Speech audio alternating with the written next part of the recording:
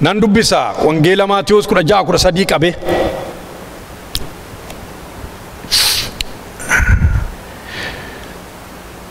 gara naannaa mandara Qisaariyaa Filiiphoos yemmuu dhaqee namoonni ilma namaatiin eenyu jedhu jedhee bartoota isaa gaafate. isaan yommus deebisanii kaan inni Yohaannis Cuuphaadha jedhu, kaan Eeliyaas, kaanis inni Ermiyaas yookiis raajota keessaa tokko jedhu jedhan. Yesuus immoo isinoo eenyu anaan jettu jedhee isaan gaafate. Simoon Phexros deebisee ati Masiihicha Ilma Waaqayyoo jiraataadha jedhe. Ameen. kanarratti Yesuus deebisee yaa Simoon ilma Yoonaa ati kan ayyaanoftedha, kan abbaa koo isa waaqarra jirutu sitti mul'ise malee yaada nama foonii sitti mul'ise miti. anis sittan himaa akkuma Phexros jechuun dhagaa jechuu ta'e ati dhagaadha. anis dhagaan sochoone kanarratti waldaa koo nan ijaara.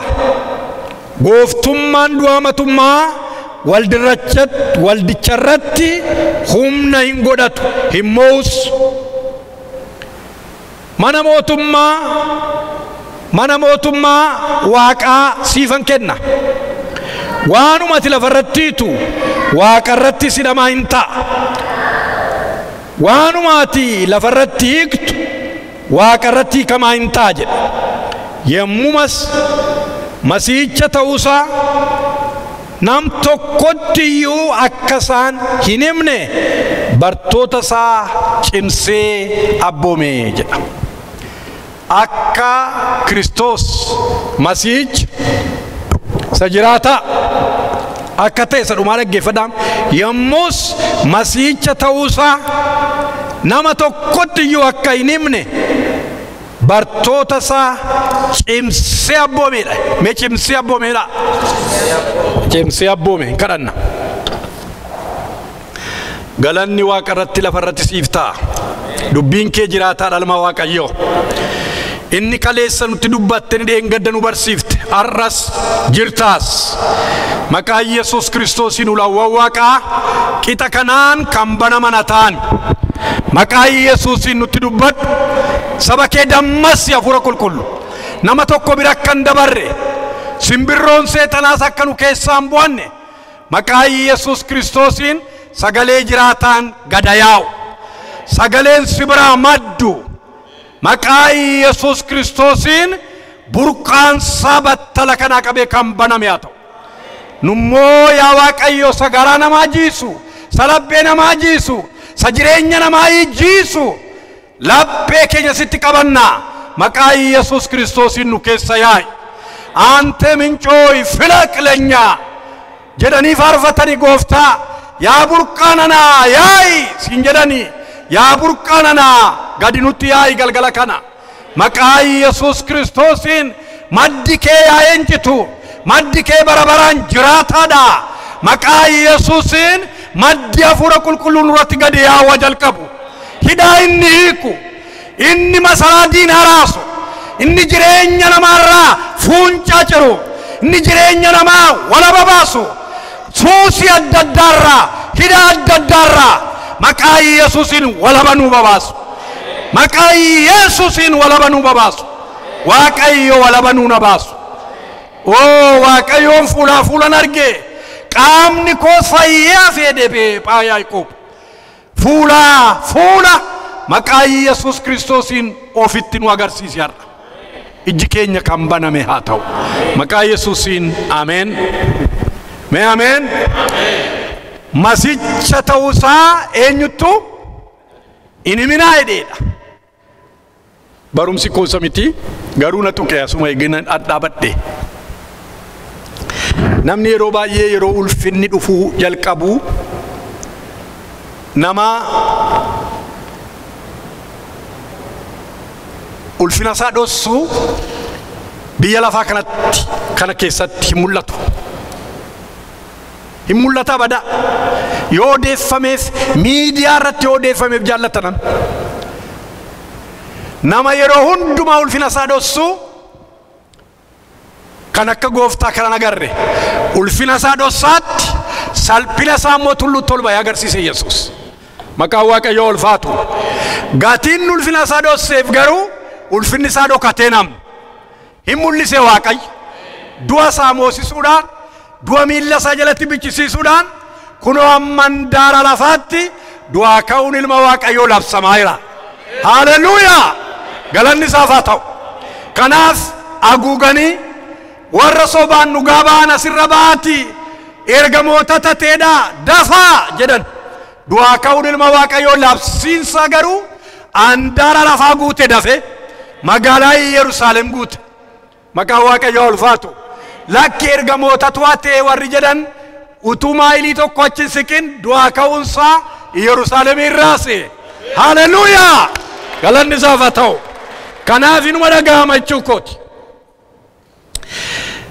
Eenyu waldaan kiristaanaa barumsa guyyaa lamaa sadii miti barumsa itti fufaadha. Eenyu waldaan kiristaanaa eenyutu hundeesse waldaa kiristaanaa? Ji'oota darban hundumaatti waa'ee kadhannaa baraa turre amma immoo waa'ee waldaa kiristaanaa isin hima. Waa'ee waldaa kiristaanaa who is the church? Who is the founder? Kanarra yoo deebifne mishiinii ishee immoo itti fufnee dubbanna guyyaa gara biraa mishiinii waldaa jechuudha.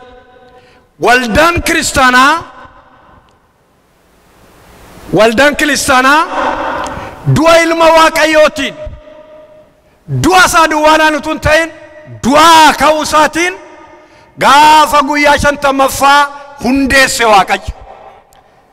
Gaafa Pentekoostee gaafa furri Waaqarraa gadi dhufe jireenya isaanii irra buufate ilmi Waaqayyoo namoota murtaa'e waggaa 3 walakkaa fuudhee erga barsiisee booddee itti kennee deeme itti gaafatama.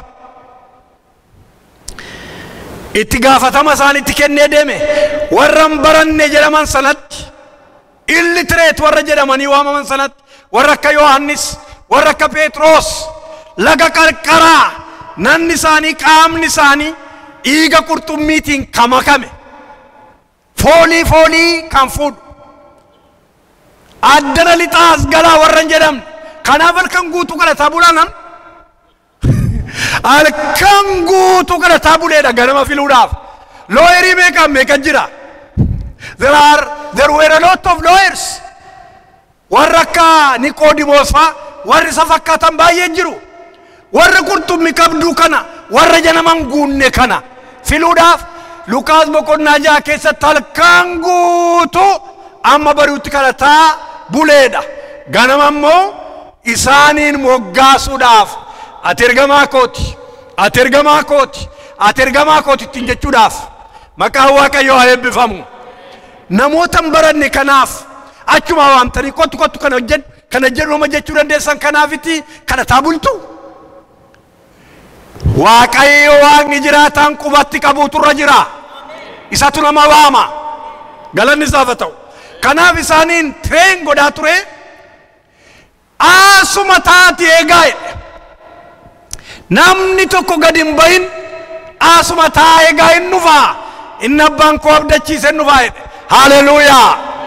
Jabina namaatti inni nabdanne yookiin immoo inni nama namne eegaa hin dhufaa jedhe. Isa malee hin dandeessanii taa eegaa jedhe. Gaafanni akka ursa galaanaa jedha. Boqonnaa 2 keessatti hojii ergamootaa akka ursa galaanaa dingata jedha. Sagaleen kun mee dingata jedha.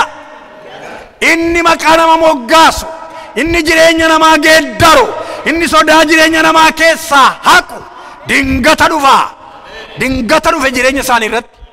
Maqaan Waaqayyoo haa eebbifamu. Dingata dhufeeti warra dabeettii sana warra sodaattuu sana warra aslixaan jedhamne sana maqaatti gochuu dhufe gaa maqaan isaa ulfaatu.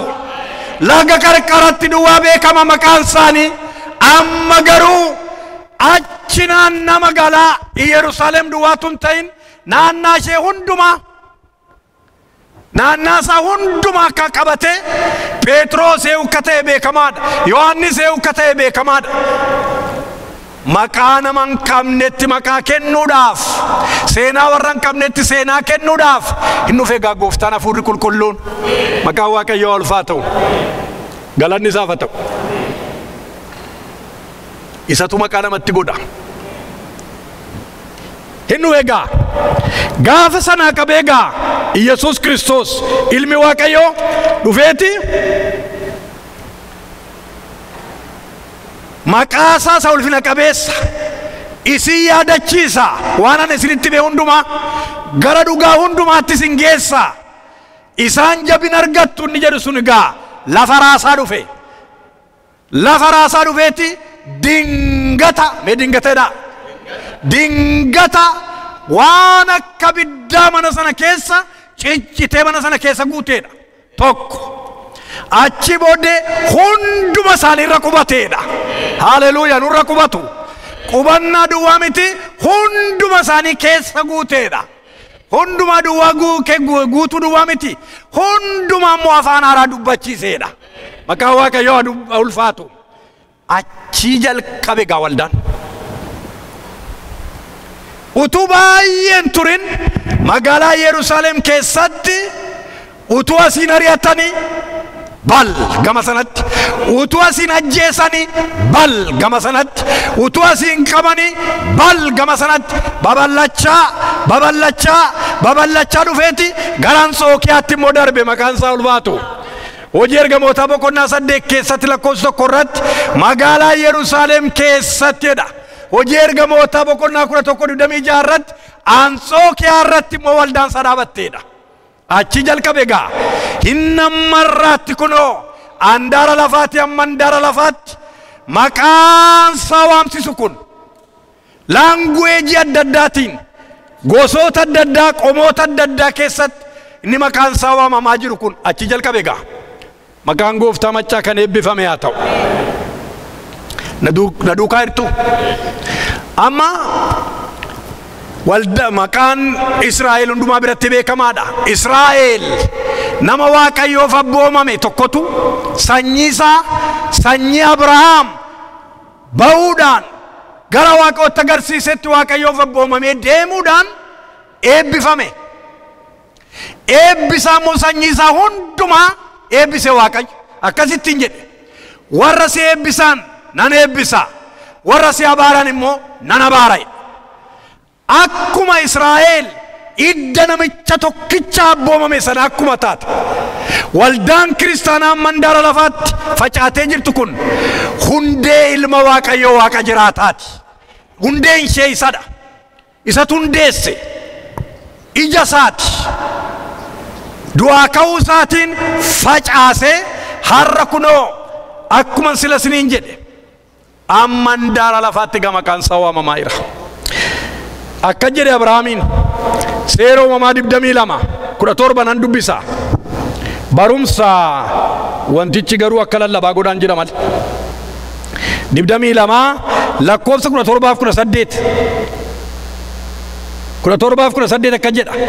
Ani eebba kootiin sin eebbisa, sanyii keessa akka urjoota Waaqaarraa akka cirracha qarqara galaanaas guddisee nan baay'isa. Sanyiin kees karra kellaa diinotaa in qabata, mandaroota isaanii kansaa hin godhata. Ati waan anaaf abboomamteef sabni biyya lafaarraa hundinuu sanyii keetiin eebbifamu jedhee dubbatee jedha. Lakkoofsa 17 irra deebina.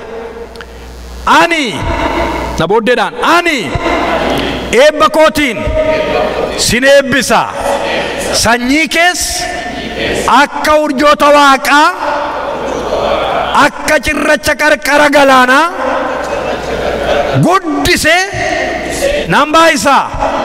Sanyiin kees karra kellaa diinotaa hin qabatee mandaroota isaanii kan sagodata. Hallelujah. Eewedha sanyoota keetun ta'in maal kee mee sanyii keedha. Sanyiin kee mandaraa diinota kan sagodata kelloota isaaniis hin dhaalay. Eenyu sanyiinsa Galaatiyaa 3:16 Phaawulos akka jedhe. Galaatiyaa 3:16 sanyiin kun eenyu akka ta'eeti nutti dubbata. Nan dubbisa.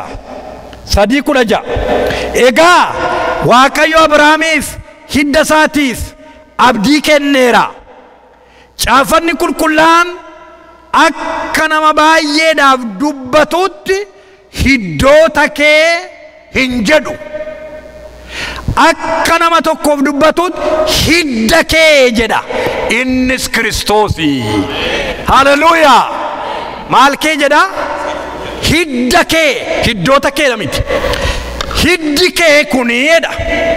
Karra diinotaa hin dhaalayne. Mandaroota diinotaas kan sagodata. Ameen hin jettanii? Mandaroota diinotaan qabame. Kelloota diinotaan qabaman gadhiisisee ilmi Waaqayyoo kan sagodateera. Mana koo mana keessanitti qe'ee keessanitti kan waamamaa ture. Jireenya keenya irratti mo'aa kan ture gara biraadha.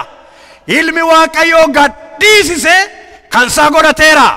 Mee ta'eera warreettaan galata kennaafi. Galanni Waaqayyoof haa ta'u. Qabateera mandaratti. Qabateera kellicha. Qe'ee koo qabateera edime. Mana koo qabateera ed. Hidda jireenya koo qabateera ed. In gadhiisu gaa ilmi Waaqayyoo Waaqa jiraataan. Hallelujah. Galanni isaaf haa ta'u. Kanaafi akkuma Israa'el idda nama boomame tokko akkuma isheen taate waldaan kiristaanaa biyya lafaarra jirtu kun gaa hidda nama tokkicha Waaqayyoof isa boomame bifa garbummaa uffatee ulfina isaa dhiisee Waaqarraa isa gadi bu'e. Isatu facaase waldaa kiristaanaa. Hallelujah. Maqaan isaa eebbifamu.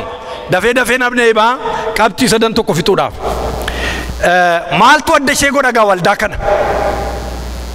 Waldaa kiristaanaa kana maaltu adda ishee godha? Afaan warra Giriikiitiin Ecclesia jedhu. The Holy Assembly jechuudha. Gumii qulqullaa maaltu adda ishee godha? Tokkoffaa kan adda ishee godhe hundee isheeti. Ameen. Hundee isheeti. Hundeen ishee Yesus Kiristoos ilma Waaqayyooti. Abiddi gahannam hin danda'u. Hallelujah. Balballi abidda gahannam hin danda'u. Kan gadi ishee qabuu danda'u hin jiru ilmi Waaqayyoo. Hallelujah. Galanni isaaf haa ta'u. Qorontoota duraa boqonnaa 3 lakkoofsa 10-11 irratti akka jedhe Phaawulos ogummaa naa kennameen kennaa naa kennameen jedhe achirraa onis ni dubbise wayya. Achirratti hundaa'ee barumsa guddaa tokko jira garuu isa gara sana naqatu hin ta'in waan amma dubbataa jiru akkasinii galuuf jedheen. Akka ayyaana Waaqayyoo biraa naaf kennameetti akka nama mana ijaaruu beekuttis hundee mana irratti ijaaramu kaa'eera. Namni kan biraan isa irratti hin ijaara. Adduma adda attamitti akka irratti ijaaru garuu haa beekkatu. Isuma dur kaame malee eenyuyyuu hundee biraa kaa'uu hin danda'u. Innis Yesus Kiristoosi. Ameen ameen. Hundeen ni kaame sun Kiristoosi Yesus. Kanaaf maaltu adda godha gumiyana? Maaltu adda godha waldaa kiristaanaa? Yesus Kiristoos ilma Waaqayyoo isa hundee ishee ta'edha. Isa irratti biqilte waldaan kiristaanaa achirratti hundoofte. Waldaan kiristaanaa yerootti hin ari'atamne hin qabdu. Yerootti hin reebamne, yerootti hin ajjeefamne hin qabdu. Seenaa waldaa kiristaanaa yoo laalle dhibbina gurguddaadhaan rakkina gurguddaa keessa kuttee dabarte waldaan kiristaanaa. Maqaa Waaqayyoo eebbifamu. Neeroon lafarraa maqaa Kiristoos balleessuudhaaf kiristaanota lafarraa xaragee balleessuudhaaf yaaliin hin goone hin jiru. Isteediyeemiitti namoota waamsisee neencha beelaan itti qulqulloota dabarsee kennuudhaan waamtuu maqaa namicha kana maqaa Yesuus jechisiisuudhaaf namoota adda addaa gooftaatti of kennani fidee neencha beelaa itti dabarsee kenna ture. Haa ta'u malee faallaa isaa ta'e yeroo baay'ee namoonni isteediyeemii guutee dhufan kun booldina si amantootaa yeroo argan ija jabinaan garaa guutuudhaan galata dhiyeessaa yeroo isaan neenchatti dabarsanii of kennan garaa namoota baay'ee rukute hafuurri qulqulluun. Maqaa Waaqayyoo ulfaatu. Faallaa isaa hojjechuudhaan namoonni baay'een gara gooftaatti galagalan. Inni yaade hin taane, inni diinni yaadne hin ta'u. Hundeesee jabaadha. Keessumatti kaataakombuu yeroo dubbiftanii dur akkan gooftaa fudhadheen kaataakombuu kan jedhamu tokko jira. Seenaa waldaa kiristaanaatti. Mucaa tokkotu jira pooliyoo kan jedhamu mucaa waggaa 13. Pooliyooni haati isaas abbaan isaas dhiphinaa gidiraa kanaan gara gooftaa dhaqan. Pooliyoon kuni gara malee dubbatti pooliyoon. Maqaan isaa pooliyoodha. Waamaniiti iddoo haati kee dhatta abbaan kee haati kee dhaqannatti moo inni iftan ganta maqaa kanaa jedhan gara neenchaattas butanii. Akka itti pooliyoon maaloo haasaan baay'isinaatti dafaa abbaa koo faadha koof Kiristoos gooftaa koo yaadeera gara isaanii naqa ariifadhaa waan gootan godhaa itti pooliyoon. Maqaa Waaqayyoo ulfaatu. Maal irraa namoonni faranjootatti lalabuun ta'ii. Haleluuyaa yosin jettan jallume isi ilaalu faranjoonni baay'een. Haleluuyaa jechuun maachuudha. Maachuudha haleluuyaa jechuun. Galanni Waaqayyoof maali namni galanni Waaqayyoof ta'u seerani maayidha maree. Sin hojja fira sa'aatiin na ilaaltu.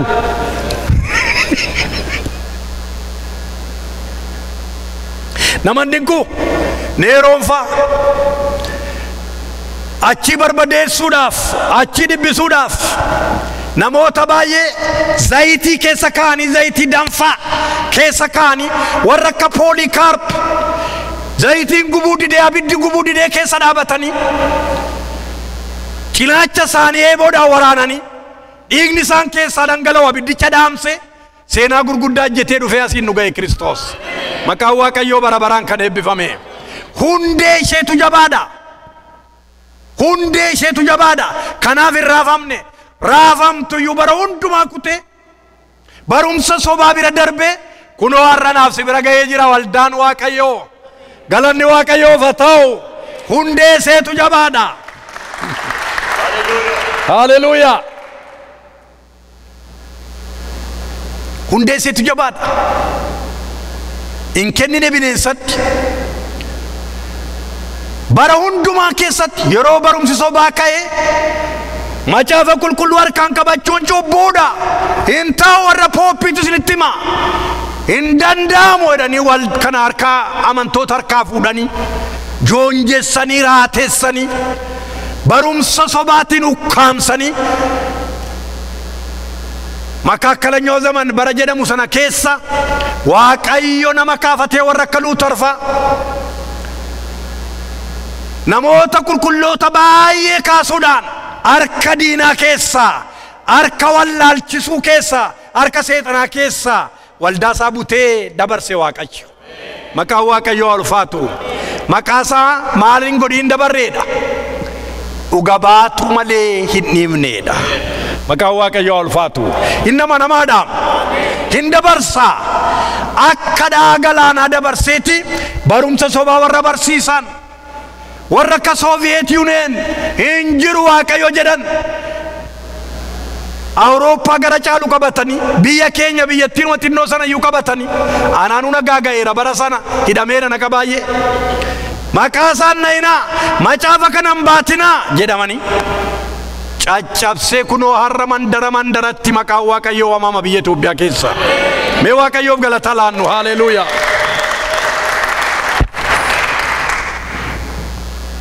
Hin danda'amne dhaamsuun hin danda'amne abidda hafuura qulqulluu har'as gara fuulduraattis hin danda'amu. Namicha teolojiyaanii tokkotu barreesse maqaa jaartii kanaa dha'e yeroo tokko dubbise. Jaartii tokkotu yeroo lamma sira siniin jedhe sana macaafa qaba yeroo hariisaan gurguddaan dhibbinni guddaan amantoota irratti ta'e kana mallatteessanii baasuun akka har'a hundumaa harka gallitee harki hundumaa keessi baatu miti. Utuun dhowwamin durayyuu kanaattamanii baasuudhaaf gidiraa guddaa dhibbina guddaadha. Sababiin isaa teknooloojiin babal'ataan dhufne 15th century keessadha. Maattamaan kan hin achas baay'echas biraannaadhaan caafame daboon caafame harka namaa keessa gahaa ture. Na jaartii tokkotu jedha namichi tokko macaafa kana yeroo harka namaa harkaa fuudhanii gubanii barbadeessanii fixan jaartiin tokko daabboo keessatti tolchiteedha. Yeroo barri gidiraa barri siddatii barri dhibbinaa yeroo ni darbu daabboo sa'e barkat gootee achi keessaa baafteedha. Maqaan Waaqayyoo ulfaatu. Jabina teolojiyaanii ta'uu filoosoferii ta'uu hin barbaachisu. Maqaa Waaqayyoo golguudhaaf jaartiinis Waaqayyoof hin geessi. Maqaa Waaqayyoo ulfaatu. Namanni itti maayii hin baane namanni itti daangeffamu hin jiru. Nama hundumaatti maayii ba'uudhaan waldaasaa ceesisee fidee anaaf isin biraan ga'eera Waaqayyo. Maqaa Waaqayyoo bara baraan kan eebbifame haa ta'u. Eenyuyyuu hin dandeenye. Maaliif sababa hundeesse dafee kana sadaffituun gatiin irra jiruuf nan darba. Lammaffaa maal tadda ishee godhaa mataa waldaa kiristaanaa isa ta'uu isaati. Mee ameen. Hundee waldaa isadha. Mataa waldaa immoo isadha. Ameen. Mataan faankshiniin samaayin maayin hojiinsa iyyaadhaa hojiinsa baay'eedhaa. Isa guddaan keessa isinitti bu'ee yoon barbaade buusaa nannaa kana hundumaa kan direct godhu kan bobbaasu ajjira ajajnya danaa ba'a. Sirriidhaan nan jedhe ajajnya danaa ba'a. Goondaan si asin ciniinu goondaa argitanii yaadatta miti kan isin ciniinu addanatti dhaga'ame dafi harkaa jedhaan asii. Harka danda'a maaltu na dhibe miilla ciniinameen jedhu kun immoo dhaqee miillarraa qaamxal godhee kuta. Addanaa wanti nama nyaatu dhufaa fiigaa neenchi fiigaa dhufa yoo ta'e ija addanaa ilaaleetti arge miti. Sammuun immoo addanaa tajaajila ija kanaa fudhateeti dafi miillaa agartanii arrabni dubbachuudhaan ilkaan alanfachuudhaan ijji ilaaluudhaan gurri dhaga'uudhaan faankshiniin nannanni keessaa sin alaas ajaja sirraa fudhachuudhaanitti jiruu isaaniitti bobba'anii jiru. Isa tajaja kenna. Ameen. Namni tokko harki isaa cite hin jiraata. Namni tokko miilli isaa cite hin jiraata. Sammuu isaa hoo manca'e maal ta'eedham? Maal ta'eedhama namni mataan isaa yeroo manca'u? Immarateedhu. Harki isaas miilli isaas hojii sirriitti hojjetan wayyaa ofirraa baasa. Yoo jettanii isaaf aanumaa miti. Maaliif maaltu manca'e jechuudha. Kanaaf sammuutu manca'e. Har'a mataa waldaa kiristaanaa spiritually mataa waldaa kiristaanaa Yesuus Kiristoos ilma Waaqayyooti. Haleluuyaa. Buusaan anna kanaatiif waldaan kiristaanaa immoo akka dubbii Waaqayyootti dubbatu inni ammas itti dubbataa jiru kuni Roomee boqonnaa 12 ergaa Qorontoos duraa boqonnaa 12 keessatti waa'ee buusaan annaa agartu. Buusaan annasaa nanna keenya hundumti isaanii mataadhaaf abboomamii jiru mataa isaanii ejjetu. Kana hundumaa yeroo godhan immoo harki yeroo goondaarraa kutu miilli yeroo fiigee baqatu. Mataa isaa tajaajilatuun ta'in qaama guutummaa tajaajila. Kanaafi Yesuus Kiristoos mataa waldaa kiristaanaa inni ta'e yeroo hundumaa waldaa isaa tajaajiluudhaaf inni jiraataadha. Maqaan Waaqayyoo kan eebbifame haa ta'u. Yeroo Saa'ol waldaa ari'atu inni Phaawulos jedhame dur booddee Saa'ol maa jara sana ari'attamoo maana ari'atta jedhe maana ari'atta jedhe kan inni ari'ataa jiru isa miti inni teessoorra jira garuu qaama isaatu dhibbataa jira mataatti dhaga'ame mataatu dhibbachaa jira si addanaa qaamni rakkatu si addanaa buusaan rakkatu mataatti dhaga'ama ameen ameen wanti tokkotu si biran darbin nu biran dhufu haleluuyaa isa bara darbeet anaaf isin bira dhufa kanaaf mataana biraa ba'a ajajni geggeeffamni konnekshinii mataa kanaa wajjiniin qabnu taanaan ajaja fudhachuu hin dandeenyu akkuma sila maraatuu jettan nama maraataa tana spiritually maraataa badaa nama badee jechuudha nama hin jiraanne ta'a jechuudha namni communicationii sammuu kanaa wajjin hin qabne connectionii sammuu kanaa wajjin hin qabne ganamaaf galgala isaa wajjin hiriiroo keessa kan hin jirre functioning godhu kanaaf mataa waldaa kiristaanaa isa ta'e Yesus Kristos ilma Waaqayyoo wajjin wal quunnamtiin keenya hacimu rakkina keessanii nama dabarsu dhibbina keessanii nama dabarsu baate isadha gidiraan rakkinni yookiin yakki karaa lama raawwatama amma akkan sila siin jedhe mataa tajaja kennaan jedhe miillaafis ijaafis harkaafis ajaja fudhatu malee buusaan nannaa mataarraa ofii isaatiin ka'ee waan godhu hin qabu the same way gara dhuunfaa keenya tokkoon keenyatti dhufeeti hafuurri qulqulluun anaaf isin irratti gooftaa ta'uu barbaada Waaqayyo nurratti bara baraan amoo inni nurratti amoo eenyu nurratti immoo kanaafi yakki karaa lama raawwatama gaa tokko isa dhaga'uu dhiisuudhaan tokko immoo utuun dhagayin raawwachuudhaaniti raawwatama namoonni isa dhagaasaa wajjin deddeebi'an garuu yeroo hundumaa ulfina isaa tajaajilanii ergaan isaanitti kenne tajaajilanii darbaniiru dabaree keenyas akkasa godhu Waaqayyo maqaan isaa eebbifamu kanaafi egaa Waaqayyo bal'aadha barumsichatu rakkataan jira sa'aatiin keenya sokkee gatii ta'ee fi amma hojii ergamootaa 10:38 hojii ergamootaa ishee kanatti itti bu'eeru waan bira darba dubbachuudhaaf yeroo badaan qabu Qorontoos isa duraa 10:38 maayedha hojii ergamootaa 10:38 nan dubbisa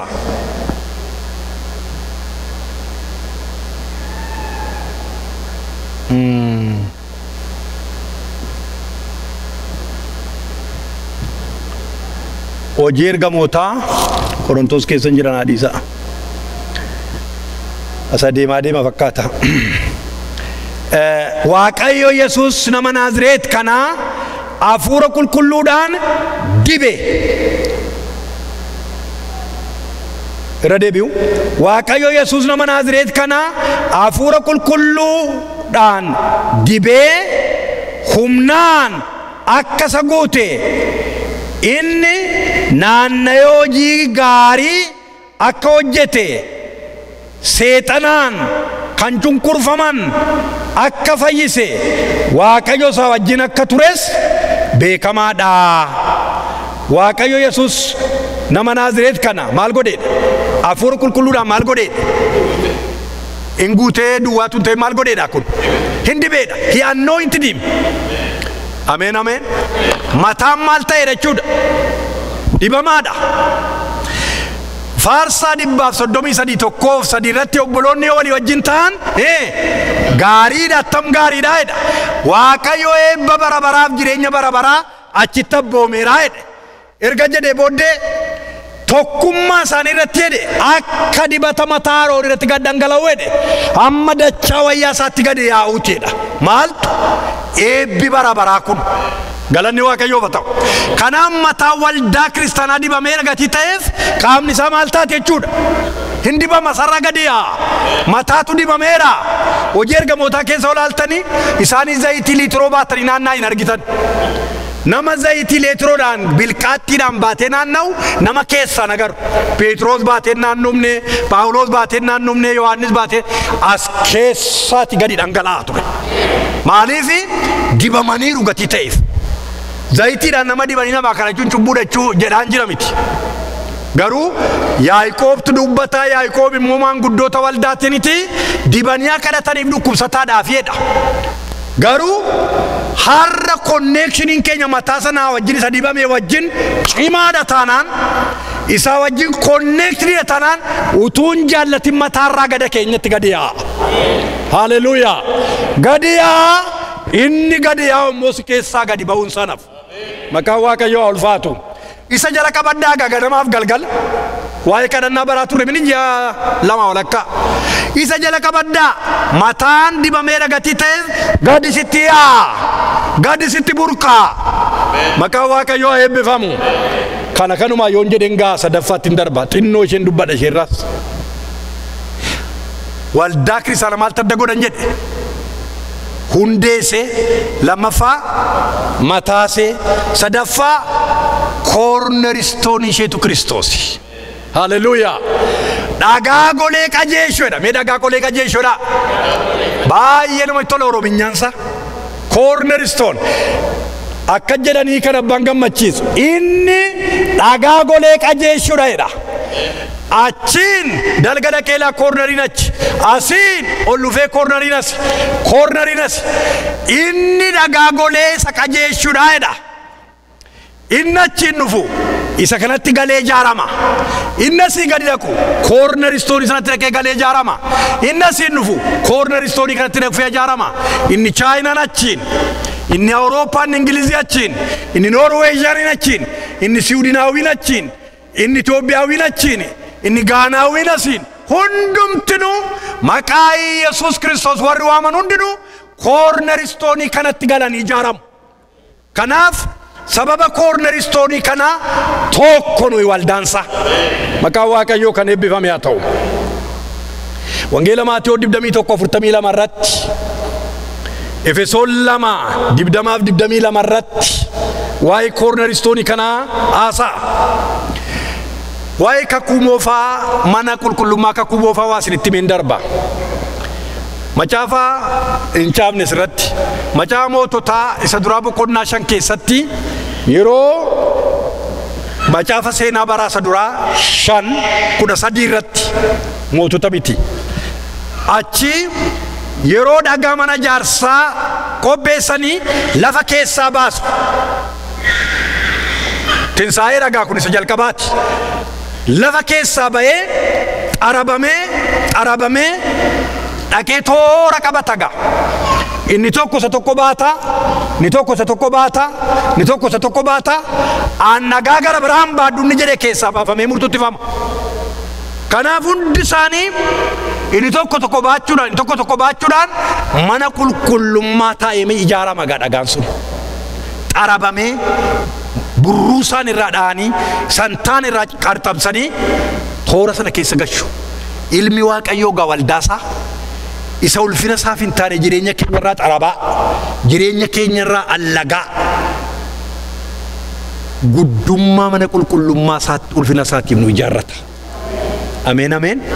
Kanaaf ganamaaf galgala isa jalatti bichisiisuudhaan, isatti of kennuudhaan gara guutummaa Kiristoos Yesuusitti guddanna gaa. Gara samataa ta'e dibata isaatiin tajaajilaan mishiinii waldaa kiristaanaa isa jedhu 7 irraa itti fufneeti ilaalla. Achi keessatti agarra mishiinii ishee yeroo isheen konneekti taatu waldaan kun egaa isaa wajjin waan isheen ejjettu bu'aa isheen buuftu biyya lafaa irratti in ilaalla. Waaqayyo isa dhageenye nuuf eebbisu. Amma gara arbaata qulqulluutti utuun darbin dubbii kana irratti kadhannaa.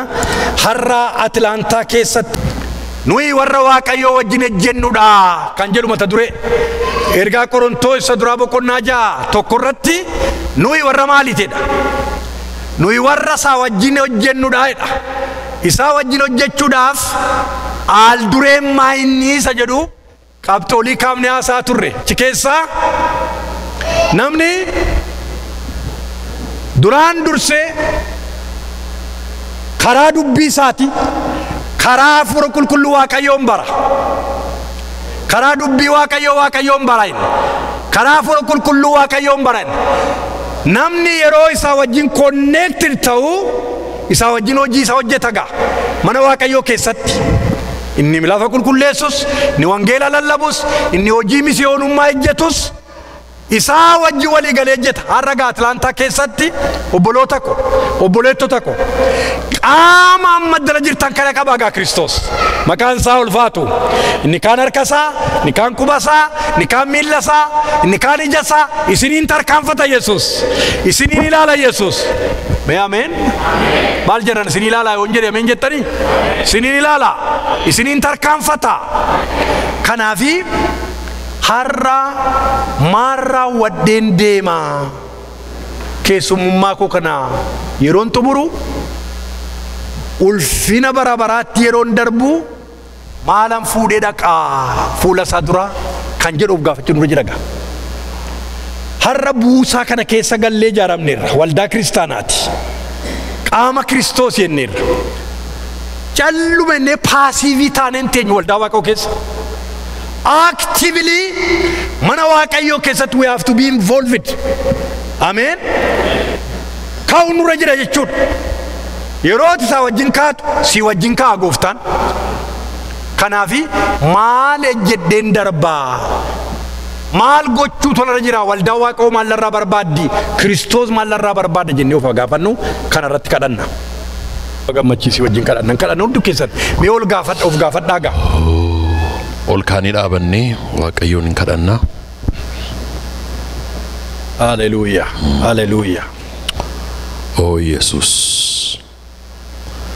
Garaa keessaniif hafuura keessan fuuldura isaatti dhiyeessina. Sagalee gurguddaa nutti dubbate. Fagoodhaan nu fidee ormoota warra taane, cubbamoota warra taane, dadhaboota warra taane fidee bu'uura hundee jabaa isa ta'e Kiristoos irra nu dhaabe. Ameen. Maqaa isaa immoo mataa keenya irra nu dhaabe. Waldaa Kiristoos Iyesuus ishee nu dura baroota 60 jiraatte nu booddees immoo bara baraan jiraattu keessatti immoo fidee nu ijaare. Ameen. Nu carra qabeeyyiidha. Nu warra carraa qabu, nu warra jireenya qabudha. Nu warra ulfina qabudha. Nu warra kaayyoo qabudha. Nu warra mul'ata qabudha. Nu warra eenyummaa qabudha. Nu warra egeree qabudha. Nu warra abdii qabudha. Akkasuma warra citee kufee gogee badu miti. Nu baala harca'u miti. Nu Waaqayyoo warra nu jiraachisedha. Ameen. Jireenya haaraa nu keessatti dhangalaase maqaan isaa eebbifamu. Erga akkasitti ijaaramne egaa saba Waaqayyoo utuu tuffatamnu, utuu ari'atamnu, utuu jibbamnu maqaa meeqatu nutti moggaasanii Yesuus garuu jaallatee walitti nu qabee waldaa godhee biyya godhee saba godhee nu ijaare maqaan isaa haa eebbifamu. Ameen. Ulfina kennaafi Waaqa kanaaf Waaqa kana nu godhe. Ameen. Haleluuyaa. Haleluuyaa. Ameen. Haleluuyaa. Sanyii hin bannirraa dhalattanii dhalachuun immoo duwwaa miti. Daangaa diinotaatti maxxantanii manaaf qee diinotaa immoo dhaaltuedha. Dhaaluudhaaf warra adeemudha maqaa Waaqayyoo eebbifamu. Ameen. Haleluuyaa. Ballachuudhaaf, baay'achuudhaaf, dhaaluudhaaf warra adeemudha. Yesuus inni jireenya bara baraa ta'e. Haleluuyaa. Inni abdii bara baraa ta'e.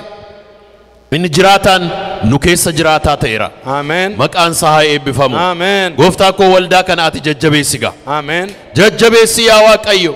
Isa hundee isaa hin beenne, isa mataa isaa hin beenne, isa ijaaramuu isaa hin beenne, ija keenya bani, dhanna keenya bani, hafuura keenya bani, lubbuu keenya bani, ija keenya bani, qalbii keenya bani, walitti nu ijaari Gooftaa Yesuus. Haleluuyaa. Warra du'anii darbanii wajjiniin, warra bara baraan jiraatanii wajjiniin warra har'a jiraatanii wajjiniin walitti nu ijaari. Ameen. Hojii kee akka hojjennuuf nu ijaari. Ameen. Hojii kee akka hojjennuuf nu ijaari. Amen. Hallelujah. Atlanta gidduutti abiddi kee habuu. Amen. As waldaa kana gidduutti abiddi kee habuu. Amen. abiddi kee habuu. Amen. Seenaa haaraan haa jalqabamu. Amen. Dhukkubsataan haa fayyu. Hallelujah. Naafti haa diriiru. Amen. Jaamaan haa argu. Amen. Seexanni haa ba'u. Amen. Inni simbeenni si haa baru. Amen. Du'aan haa ka'u. Amen. Inni abdiin qabne abdii haa argatu. Amen. Oo afaan diinotaa nurraa cufi. Amen. Afaan diinotaa nurraa cufi. Amen. Irree keetiin nu gidduutti hojjedhu. Amen. Humna keetiin nu gidduutti hojjedhu. Amen. Hafuura keetiin nu gidduutti haa hojjedhu. Amen. Sobdoonni haa qaanaani. Amen. Warri nu jibban haa qaanaani. Amen. Warri nu ari'atan haa qaanaani. Amen. Warri saba kana tuffatan haa qaanaani. Amen. Saba kana gidduutti irree kee diriirse. Amen. Biyya keenya keessatti irree kee diriirse. Amen. Dhaloota gidduutti irree kee diriirse. Amen. Inni hojii jalqabde si haa galatu. Amen. Ulfina kennaa Waaqa kanaaf. Hallelujah.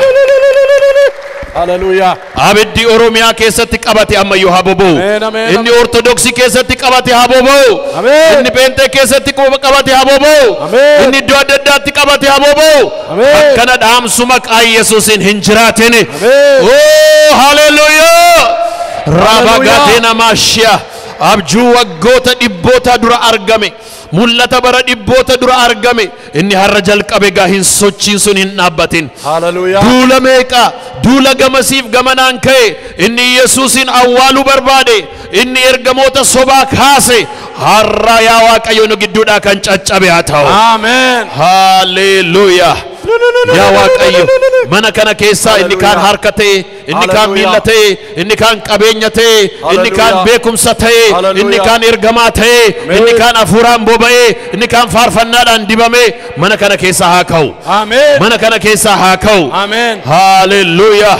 Luba keenya eebbisi. Amen. Haadha warraa isaanii eebbisi. Amen. Maatii isaanii eebbisi. Amen. Luba kana eebbisi. Amen. Jaarsolii eebbisi. Amen. Faarfattoota eebbisi. Amen. Warra keessumsiisan eebbisi. Amen. Miseensota hundumaa eebbisi. Amen. Oh, haalatu bitaaf mirgaani. Hallelujah. Haalatu bitaaf mirgaani. Amen. Inni har'aa waa'ee Aroon dubbatame sun yaa Waaqayyo mana kana keessatti haa mul'atu. Amen. Yaa Waaqayyo amantoota waldaa kana keessa jiran ati eebbisi. Amen. Fayyaadhaan, beekumaan, qabeenyaan, dandeettiidhaan, ogummaadhaan ati eebbisi. Amen. Gooftaa Yesuus har'a foon keef dhiiga keetti dhiyaanna. Foon keef dhiiga keessa jiraataa. Isa jiraataa ta'e nama jiraachisu. Isa cubbuu namarraa dhiqu. Isa jireenya namaa haaressu. Isa mul'ata haaraa nama keessatti dhangalaasu. Foon keef dhiiga kee nu gidduutti dhangalaasi. Amen. Oh, isaan immoo nu haaressi. Amen. Ergaa kee har'aa. Ergaa kee har'aa. Ani hundee keessani. Ani mataa keessani. Ani ijaarsa keessani nuun jette. Ani waldaa keessani anatu sinii dhaabe nuun jette. Yaa Waaqayyo ergaa kana fudhanne akka gallu nu gargaari. Amen. Maqaa Gooftaa Yesuus Kiristoosiin. Amen. Amen. Amen. Amen. Eegalata galcha Amen. Waaqayyoof. Waaqayyo.